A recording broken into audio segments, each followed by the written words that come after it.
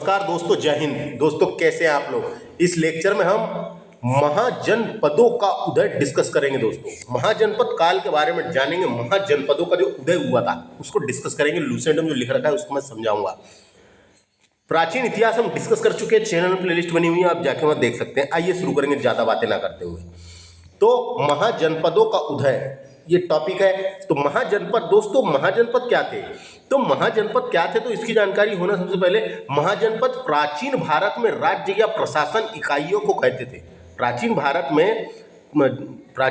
में महाजनपद राज्य या प्रशासनिक इकाइयां होती थी, उसको कहते थे। जो बड़ा क्षेत्र हुआ करता था वो महाजनपद कहलाता था, और जो छोटा, इसके अंतर्गत छोटे छोटे जनपद हुआ करते थे। दोस्तों तो जनपद हुआ करते थे, कई सारे जनपदों को मिला के महाजनपद बनता था, उसको मिला के महाजनपद बनता था। जैसे अभी भी वर्तमान में अपन ने देखें कि यहीं से लिया गया है शब्द, जैसे जनपद पंचायत होती है कि नहीं, जनपद पंचायत होते हैं, जनपद होता है किसी तहसील में, वैसे ही वही शब्द लिया गया है वहाँ पे। उसके अंतर्गत, जनपद के अंतर्गत कई सारी ग्राम पंचायतें शामिल होती है। उसी प्रकार का महाजनपद हुआ करते थे, उसके अंतर्गत जनपद हुआ करते थे। दोस्तों उसके अंतर्गत जनपद हुआ करते थे।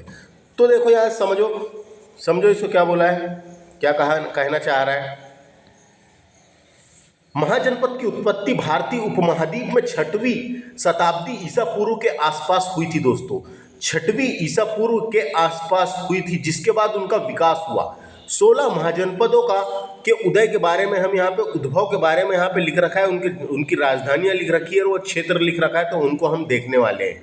भारत में 6वीं शताब्दी ईसा पूर्व की शुरुआत में 16 महान साम्राज्य या महाजनपदों का उल्लेख बौद्ध धर्म ग्रंथ अग्नुत्तर निकाय में किया गया है। दोस्तों कहाँ गया है, इनकी बारे में जानकारी के बारे में कहाँ लिखा है, तो ये बौद्ध धर्म के अग्नुत्तर निकाय में लिखा हुआ है। एवं एक और ग्रंथ है जिसमें मिलता है जैन धर्म के ग्रंथ भगवती सूत्र में भी इसका वर्णन मिलता है। यानी 2 ग्रंथ में मिला है अपने को, एक तो बौद्ध धर्म का अग्नुत्तर निकाय और दूसरा जैन धर्म का भगवती सूत्र। ये 2 जगह जानकारी मिलती है हमको भारत में 16 महाजनपद की जानकारी मिलती है। दोस्तों है ना, इतना याद रखना है। तो मैंने बता दिया था महाजनपद क्या थे। तो प्राचीन भारत में जो राज्य या प्रशासनिक इकाइयों को महाजनपद कहते थे, वे गणतंत्र या राजतंत्र के रूप में शामिल थे। दोस्तों है ना, शासित थे, बोल सकते हैं शासित थे, या तो गणतंत्र के रूप में या राजतंत्र के रूप में शासित थे। उत्तर वैदिक काल में कुछ जनपद का उल्लेख भी मिलता है। महाजनपदों की संख्या कितनी थी, क्वेश्चन आता है, 16 थी। याद रखना है, महाजनपदों की संख्या कितनी थी, 16 थी। 16 महाजनपद थे, उनके अंतर्गत कई सारे जनपद हुआ करते थे। और इन 16 महाजनपदों में सबसे बड़ा महाजनपद मगध हुआ करता था। मगध, इन 16 महाजनपद में सबसे बड़ा जनपद यानी महाजनपद मगध हुआ करता था। मगध सबसे बड़ा था। तो एक एक करके देखते हैं। यहाँ पे देखो, ये जनपद, महाजनपद लिखा है, या राजधानी लिखा है, या क्षेत्र लिखा है, और आधुनिक स्थान भी उनके ब्रैकेट में लिख दिए गए हैं कि कौन से कहाँ थे करके, कौन से कहाँ थे करके, है ना। तो इसके बारे में देखो, आप समझ लो। पहले सबसे पहले बात आती है अंग की। अंग कहाँ पे था, क्वेश्चन आता है कई बार। अंग की राजधानी क्या थी, या अंग महाजनपद की राजधानी क्या थी, या अंग कहाँ था, ऐसे क्वेश्चन आते हैं। तो अंग प्राचीन भारत में 16 महाजनपदों में से एक था, ये याद रखना है अपने को। इसका सर्वप्रथम उल्लेख अर्थवेद में मिलता है। कहाँ मिलता है इसका सर्वप्रथम उल्लेख, अर्थवेद में मिलता है। दोस्तों बौद्ध ग्रंथ में अंग और वंग के प्रथम आर्यों की संज्ञा दी गई है ना। जो बौद्ध ग्रंथ में इसको अंग और वंग के प्रथम आर्य आए थे करके प्रथम आर्यों की संज्ञा दी गई है। महाभारत में साक्ष्यों के अनुसार आधुनिक भागलपुर, ये देखो, आधुनिक भागलपुर बिहार और बंगाल के क्षेत्र अंग प्रदेश के क्षेत्र थे, है ना। बंगाल के क्षेत्र, अब बंगाल भी था दोस्तों इसमें। बिहार का मुंगेर इसके अंतर्गत था, और बंगाल क्षेत्र अंग प्रदेश के क्षेत्र थे। इस प्रदेश की राजधानी क्या थी, तो चंपा। चंपा या चंपापुरी थी। क्या थी, चंपा भी मिल सकता है ऑप्शन में, या चंपापुरी थी।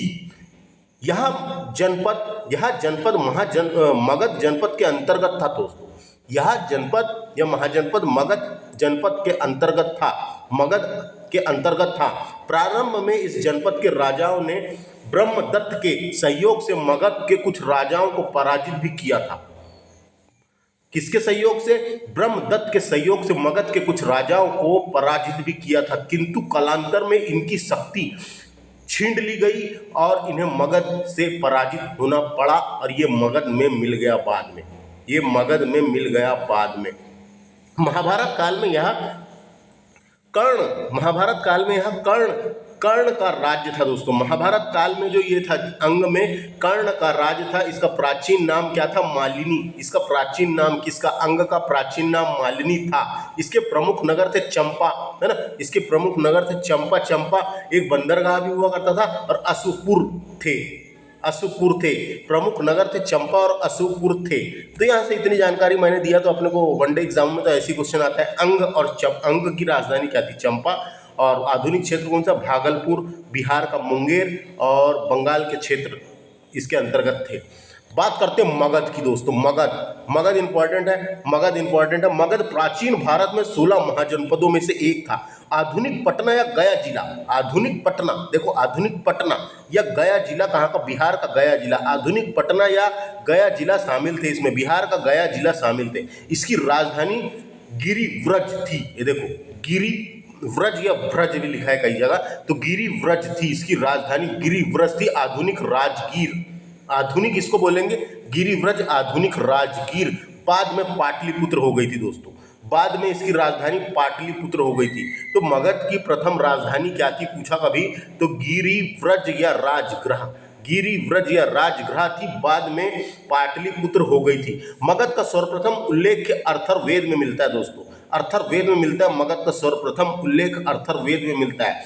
अभियान चिंतामणि के अनुसार मगध को कीकट भी कहा जाता था। कीकट भी कहा जाता था। किसको? मगध को कीकट भी कहा गया। कीकट क्या कहा गया? कीकट भी कहा गया है। गौतम बुद्ध के पूर्व बृहदत्त वंश के बृहदत्त एवं संत जहाँ के प्रतिष्ठित राजा थे दोस्तों। यहाँ के प्रतिष्ठित राजा कौन थे? ये किसके अनुसार बताया गया है? तो गौतम बुद्ध के पूर्व बृहदत्त वंश के बृहदत्त एवं जरासंध यहाँ के प्रतिष्ठित राजा थे। वर्तमान में मगध नाम से बिहार में एक प्रमंडल है। मगध प्रमंडल, वर्तमान में इसके नाम से बिहार में एक प्रमंडल है। मगध प्रमंडल है। तो इतने याद रखना। मगध जो है इसकी राजधानी क्या थी? गिरिव्रज या राजगृह थी। पटना, आधुनिक गया, बिहार, ये क्षेत्र था इसका मगध का। काशी की बात करते हैं दोस्तों। काशी, तो आपको जानकारी बता दूं, पौराणिक कथाओं के अनुसार काशी नगर की स्थापना, काशी को भगवान शिव की नगरी भी कहा जाता है दोस्तों। काशी को भगवान शिव की नगरी भी कहा जाता है। हिंदुओं का पवित्र स्थान में से एक है, ये तीर्थ स्थल है। तो काशी के बारे में आपको जानकारी बता दूं, काशी इसकी राजधानी बनारस या वाराणसी थी। काशी इसकी राजधानी क्या थी? बनारस। देखो काशी का ही बाद में नाम क्या बना? काशी का नाम ही बाद में बनारस बना। बनारस से फिर बदल के वाराणसी हो गया, है ना, वाराणसी हो गया। तो कभी क्वेश्चन आता है काशी मगध यानी काशी महाजनपद की राजधानी क्या थी? तो वाराणसी थी। और यहाँ पार्श्वनाथ के पिता अश्वसेन प्रसिद्ध राजाओं में से एक हुए थे उस टाइम पे। यहाँ पार्श्वनाथ के पिता अश्वसेन प्रसिद्ध राजाओं में से एक हुए थे उस टाइम पे। वाराणसी के आसपास वाला क्षेत्र था दोस्तों ये उत्तर प्रदेश में वाराणसी के आसपास वाला क्षेत्र था। काशी की याद रखना, वाराणसी। वत्स को याद रखो, वत्स दोस्तों, वत्स इंपॉर्टेंट है। वत्स की राजधानी थी कौसंबी। वत्स की राजधानी क्या थी? कौसंबी, है ना। तो वत्स को वत्स वंश के नाम से भी जाना जाता था दोस्तों। ये वत्स जो था, ये वत्स महाजनपद भी हुआ है और ये वत्स वंश भी हुआ है। वत्स को वंश के नाम से भी जाना जाता था। प्राचीन भारत का 16 महाजनपद में से एक था वत्स, है ना। इसका वर्णन अग्निहोत्र निकाय में किया गया। ये वाले इसमें अग्निहोत्र निकाय में किया गया है, जो उत्तर प्रदेश में मेल खाता है। उत्तर प्रदेश में था करके हमको पता चला है। कौसंबी इसकी राजधानी थी, जो इलाहाबाद के आसपास वाला क्षेत्र था उत्तर प्रदेश में।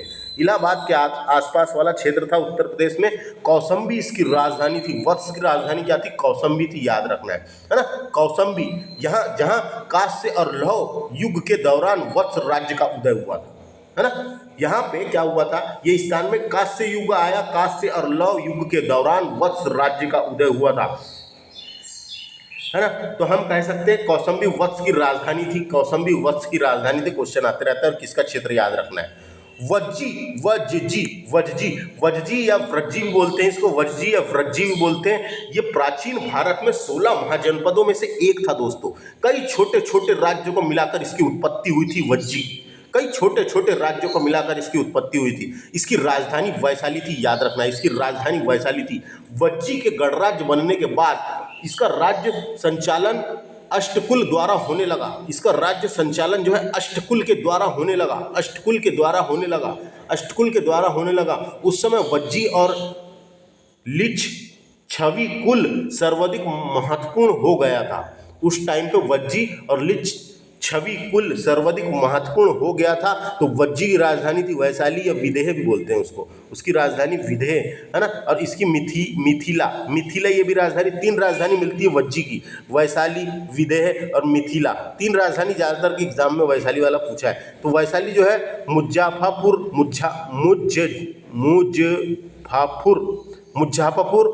और दरभंग के आसपास का क्षेत्र था। दरभंग के आसपास का क्षेत्र था, ये भी उत्तर प्रदेश में था। दरभंग के आसपास के क्षेत्र था, ये भी उत्तर प्रदेश में था, याद रखना है ना। वज्जी वैशाली, मुजफ्फरपुर और दरभंग के आसपास का क्षेत्र था। वज्जी की राजधानी वैशाली थी। ये क्वेश्चन आ सकता है। कोसक की बात करते हैं दोस्तों। कोसक क्या था? कोसक, इसको कोसल भी बोले हैं कई जगह। कोसक की राजधानी श्रावस्ती थी दोस्तों। प्राचीन भारत के 16 महाजनपदों में से एक था ये इसका आधुनिक क्षेत्र गोरखपुर के आसपास था। इसका आधुनिक क्षेत्र जो है गोरखपुर के आसपास, उत्तर प्रदेश के आसपास, गोरखपुर के आसपास, फैजाबाद, गोंडा, बहराइच उत्तर प्रदेश के आसपास वाला क्षेत्र था, यानी गोरखपुर के आसपास वाला क्षेत्र था। इसकी प्रथम राजधानी अयोध्या थी दोस्तों। इसकी प्रथम राजधानी किसकी? कोसक की प्रथम राजधानी अयोध्या थी। द्वितीय राजधानी श्रावस्ती को बनाया गया था और 6वीं शताब्दी ईसा पूर्व में मगध में अपना अधिकार कर लिया, यानी मगध ने इस पर अपना अधिकार कर लिया और ये खत्म होकर मगध बन गया था। ये अवंती की बात करते हैं दोस्तों। अवंती को उज्जैन के नाम से भी जाना जाता था। उज्जैन का प्राचीन नाम अवंती ही था दोस्तों। उज्जैन का प्राचीन नाम अवंती। तो अवंती महाजनपद की बात करेंगे तो प्राचीन भारत में 16 महाजनपदों में से एक था। यह जनपद पश्चिम और मध्य मालवा क्षेत्र में बसा हुआ था। यह जनपद पश्चिम और मध्य मालवा क्षेत्र में बसा हुआ था, जिसकी 2 भाग थे दोस्तों। उत्तरी अवंती जिसकी राजधानी उज्जैन थी। ये जो अवंती था इसके 2 राज्य थे, यानी इसके क्या बोलेंगे अपन, 2 भाग थे। उत्तरी अवंती जिसकी राजधानी उज्जैनी थी और दक्षिणी अवंती जिसकी राजधानी माहिष्मती थी दोस्तों। माहिष्मती महेश्वर जो मध्य प्रदेश का ही खरगोन जिला में है ना, माहिष्मती।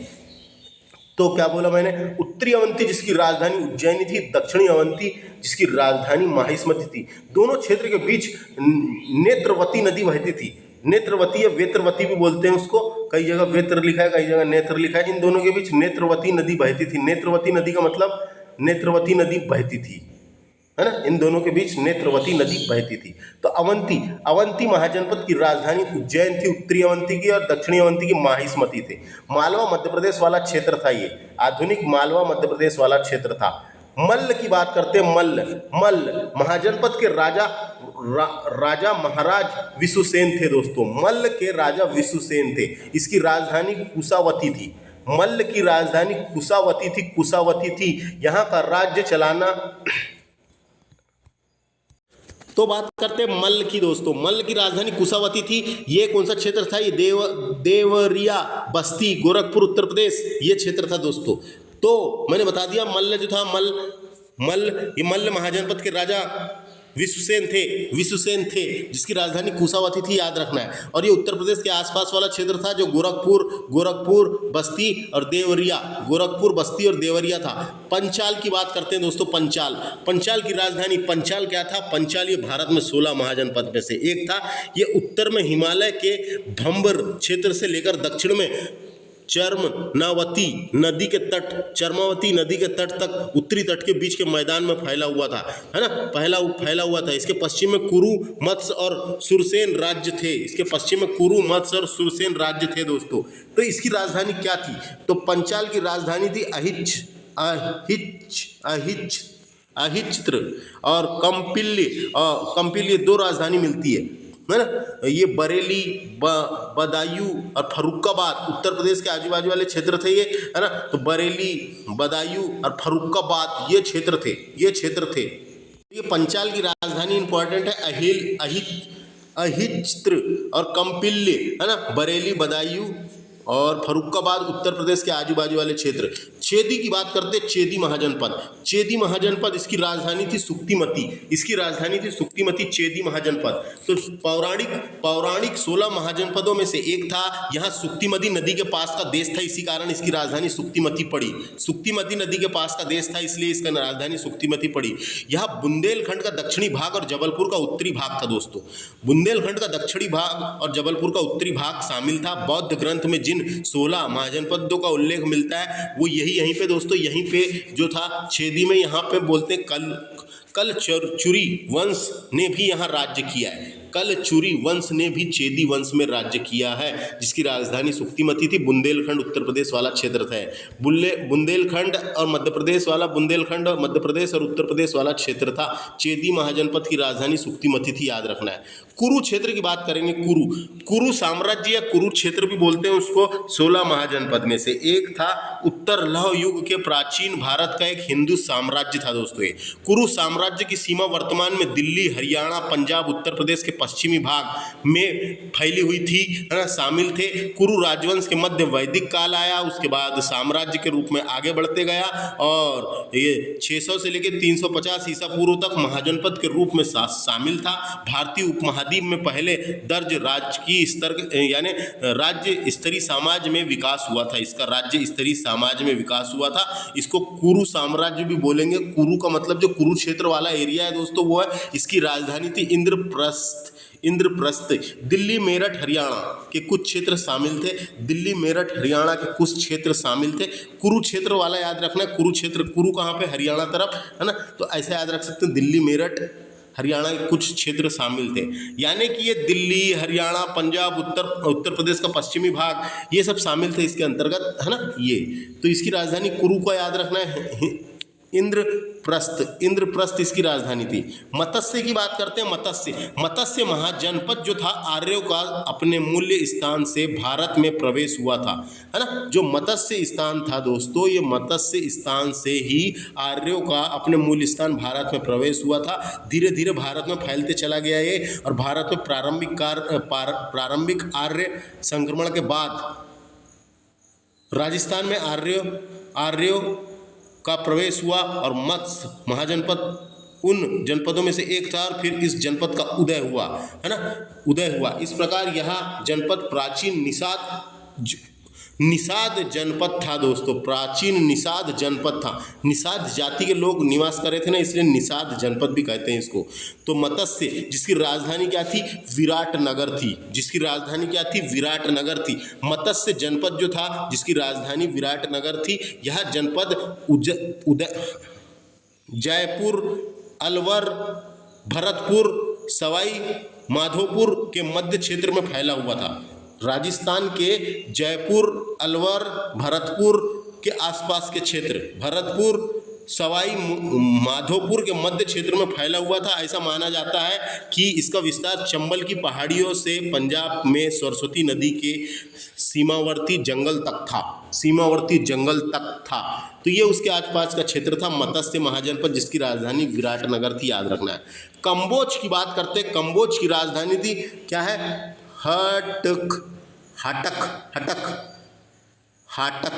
हाटक थी, जो राजौरी एवं हजारा क्षेत्र इसका भाग था। राजौरी एवं हजारा क्षेत्र। तो कंबोज प्राचीन जनपद जो 16 महाजनपद में से एक था, इसका उल्लेख पाणिनि के अष्टाध्यायी में भी मिलता है दोस्तों। इसका उल्लेख पाणिनि के अष्टाध्यायी में 14 शक्तिशाली जनपदों में से एक के रूप में मिलता है। बौद्ध ग्रंथ अग्निहोत्र निकाय में भी इसका उल्लेख कई बार किया गया। कंबोज का उल्लेख मिलता है। सीमावर्ती थे सब ये राजा, यहाँ के गंधार के सीमावर्ती राजा थे कंबोज, है ना। गंधार के सीमावर्ती राजा थे। गंधार और कंबोज का नाम एक साथ आता है। इसका आधुनिक उत्तर पश्चिम पाकिस्तान और अफगानिस्तान में मिलता है दोस्तों। ये जो क्षेत्र है राजौरी और हजारा क्षेत्र, ये वर्तमान आधुनिक उत्तर पश्चिम पाकिस्तान और अफगानिस्तान में मिलता है दोस्तों। उत्तर पश्चिम पाकिस्तान और अफगानिस्तान में मिलता है। राजपुर ये सब नगर हुआ करते थे यहाँ के, है ना, प्रमुख नगर थे। इसका उल्लेख ईरानी प्राचीन लेखों में भी मिलता है। राजा कम्बीजेस के प्रदेश से जोड़ा जाता है इसका नाम, है ना। तो कंबोज की राजधानी क्या थी ये याद रखना है, हट्टक। और राजौरी और हजारा यानी उत्तर पश्चिम पाकिस्तान और अफगानिस्तान में मिलता है ये क्षेत्र था। इतना याद रखें, इससे तो काम की चीज़ इतनी है।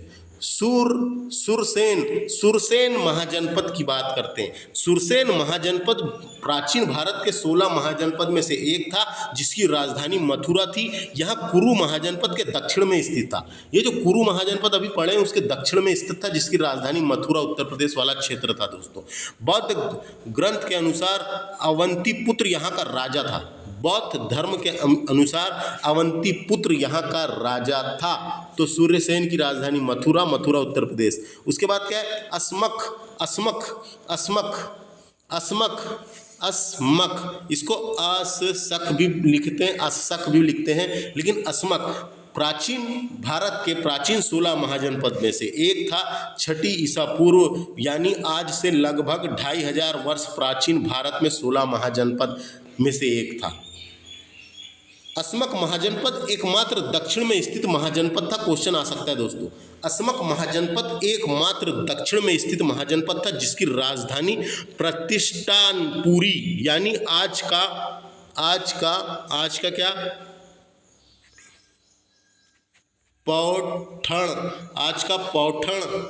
आज का पौठण शहर था दोस्तों। आज का पौठण शहर था। तो इसकी राजधानी पोटली या पोतन, इसकी राजधानी क्या थी, पोटली या पोतन थी, अस्मक महाजनपद की, है ना।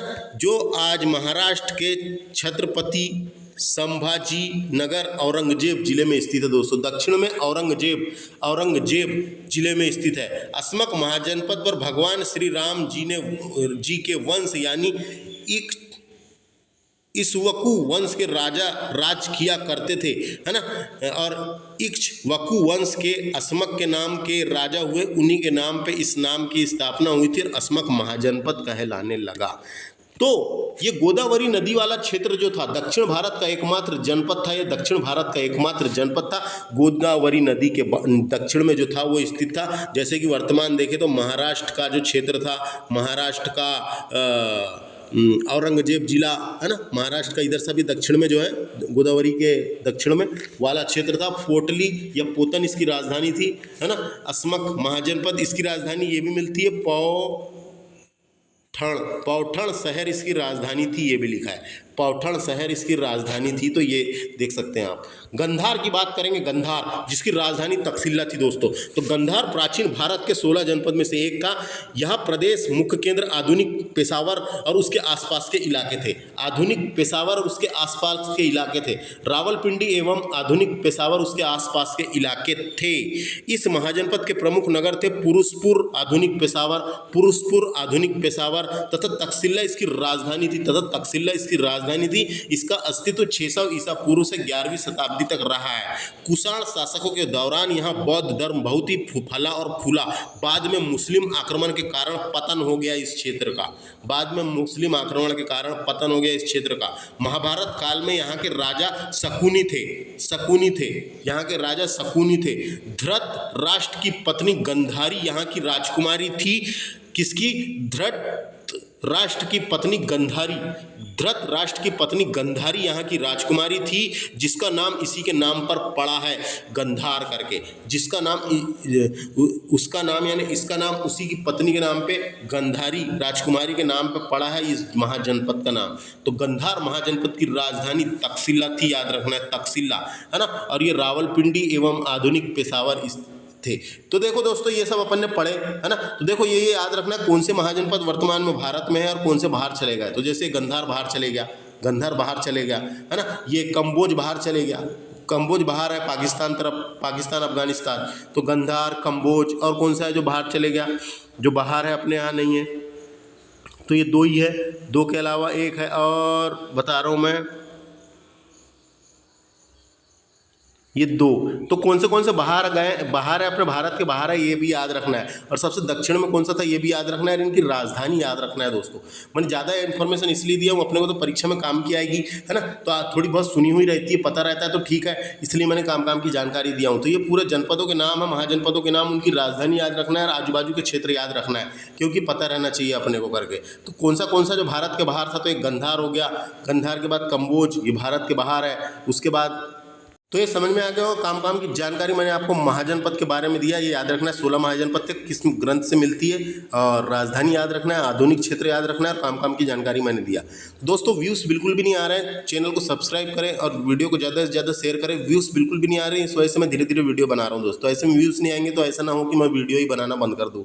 थैंक्स फॉर वॉचिंग, नमस्ते।